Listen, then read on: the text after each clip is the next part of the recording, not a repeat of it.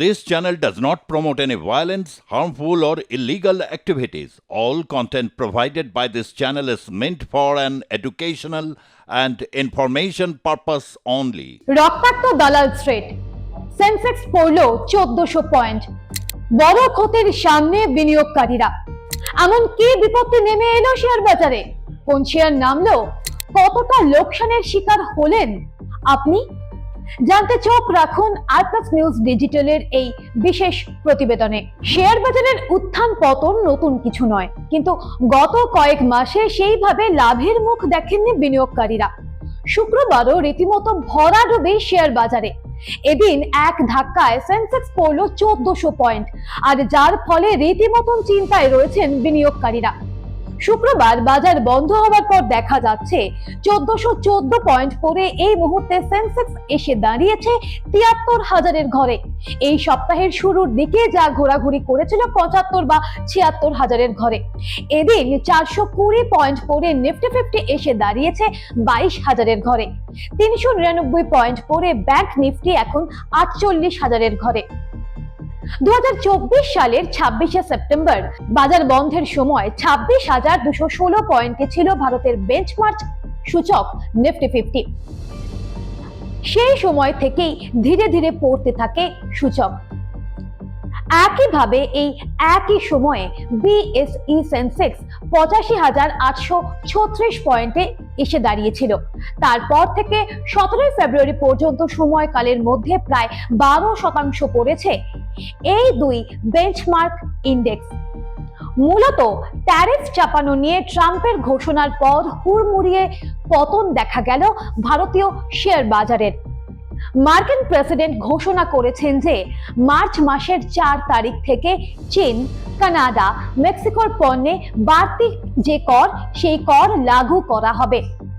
এই প্রসঙ্গে উল্লেখ্য, কর ছাড়, রিজার্ভ ব্যাংকের রেপো রেট কমানোর মতো একাধিক গুরুত্বপূর্ণ পদক্ষেপ কেন্দ্রের তরফে নেওয়া হলেও ট্রাম্পের এই ঘোষণা যেন শেয়ার বাজারের উত্থানের পথে বাধা হয়ে দাঁড়িয়েছে, আর সেই বাধাই এই মুহূর্তে বিনিয়োগকারীদের চিন্তার কারণ।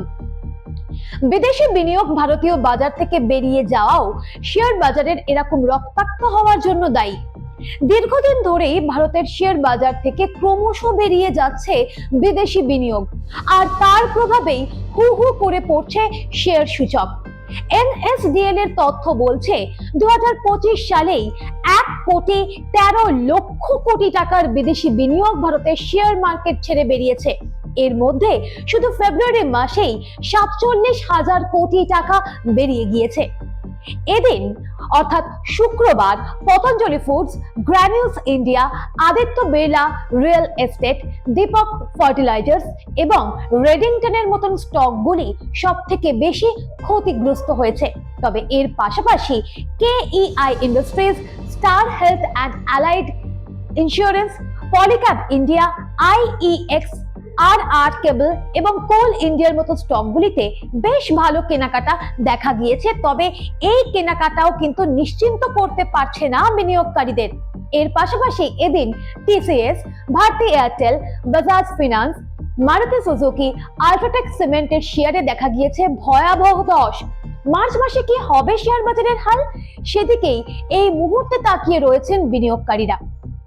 পরিসংখ্যান বলছে শেয়ার বাজারের এই ভরাডুবি কিন্তু নতুন নয়।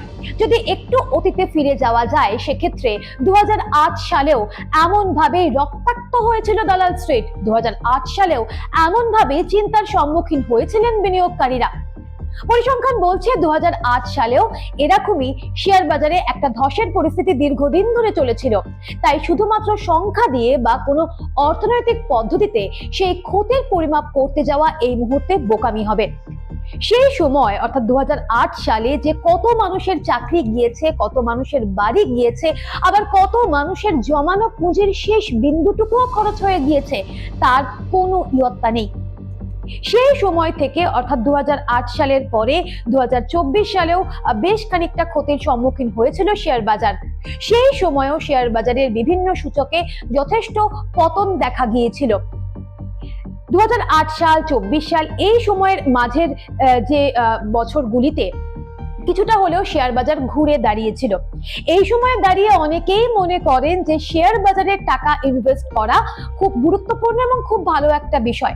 কিন্তু লাগাতার গত কয়েক মাসে শেয়ার বাজার যেরকম ভাবে রক্তাক্ত হয়েছে, যেরকম ভাবে কার্যত মুখ থুবড়ে পড়েছে, সেই জায়গায় দাঁড়িয়ে বিনিয়োগকারীদের মনে একটা প্রশ্ন, একটা ভয় ইতিমধ্যেই তৈরি হয়ে গিয়েছে যে তবে কি আবারও ফিরতে চলেছে 2008 সালের সেই ভয়াবহ স্মৃতি। এই সংক্রান্ত আপডেটের জন্য চোখ রাখুন আর প্লাস নিউজ ডিজিটালে।